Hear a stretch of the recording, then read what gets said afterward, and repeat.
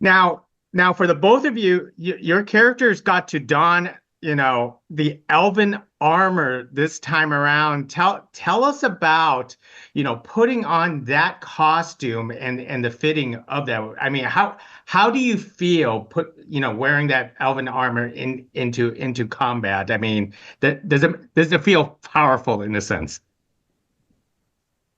Yeah. Yeah, I mean, it's one of the joys of the job is that you become a canvas for the work of other artists. And if you're smart, you can allow their work to help inform and ease your work. Um, and sure, it's at times cumbersome, but it would be. That's the sacrifice you make for the protection that the armor affords you, and that those little thoughts that you have and that your body feels only help you portray the character in a more believable manner. It was exhilarating, frankly. Hmm. And you get to work on, like got to work and input my thoughts a lot on the armor and there's these sort of motifs that I love about Elrond with the wings and like the sea and the Eärendil and all these like references to Elrond's past that I really got to collaborate on in terms of the sword and the helm and stuff like that, like but working in those elements with the costume designer and talking about them, and what they mean and what they mean for Elrond and for the world and all of that stuff. Like all of that it's just fun as well because then you just end up going to these fittings and having like big long conversations about Tolkien. Yeah.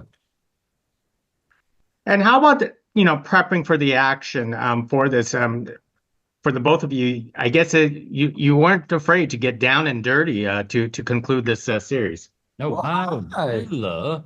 Speaking of down and dirty, Yeah. Yeah, I think everyone got sort of stuck in, but I think especially when you're around Ismail, you know what I mean? It was just like so yeah, he skilled. raises the bar Yeah, he's way over your head. yeah, he's so talented.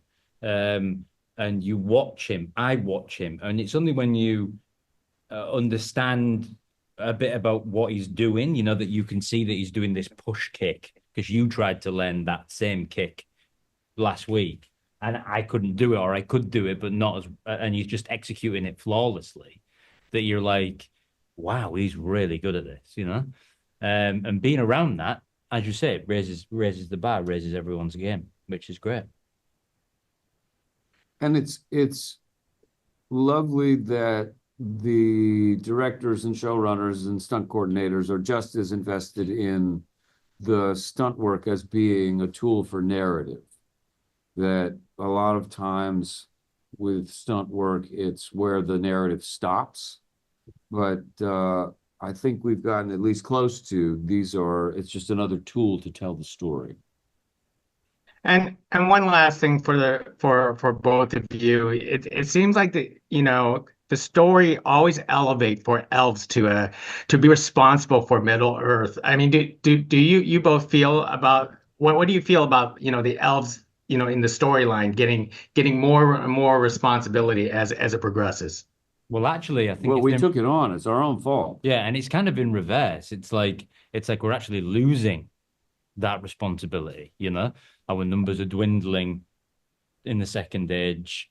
The map is changing.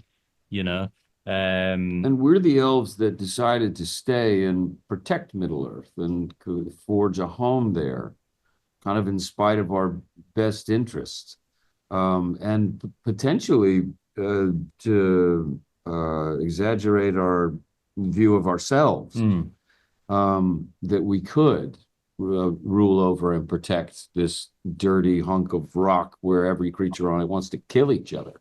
Hmm. And we're just, with the savior complex that we have, that actually, if we're not careful, it's going to be a massive failure and a waste of life. That it is that desperate and dramatic. And like you say, where you find us, we're losing. mm. Most excellent. Well, it's exciting conclusion to season two. I can't wait to see where the next journey leads both of you. Thank you very much for this conversation.